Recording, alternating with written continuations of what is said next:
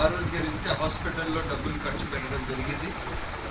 పక్క ఇచ్చిన బిల్లుల ప్రకారం ఈరోజు ముఖ్యమంత్రి సహాయ నిధిలో 35,569 రూపాయలు ముఖ్యమంత్రి సహాయ నిధిలో ఇవ్వడం జరుగుతున్నది.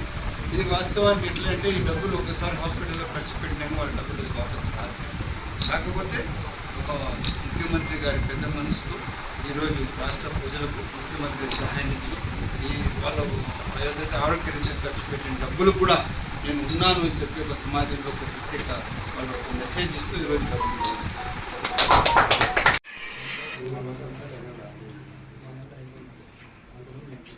వీళ్ళు దాదాపు 1,40,000 రూపాయలు బిల్లులు ఇవ్వడం జరిగింది. దానికి గాను 61,000 ఈరోజు ముఖ్యమంత్రి సహాయ నిధి CMRFలో ఇవ్వడం జరుగుతుంది. విష్ణుప్రియ పేరుతో ఇచ్చారు. విష్ణుప్రియ పేరుతో చెక్ ఇవ్వడం జరుగుతుంది.